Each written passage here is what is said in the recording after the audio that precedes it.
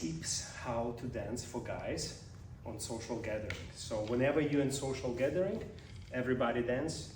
So you invite your partner, we dance, hold two hands like this, make her relax.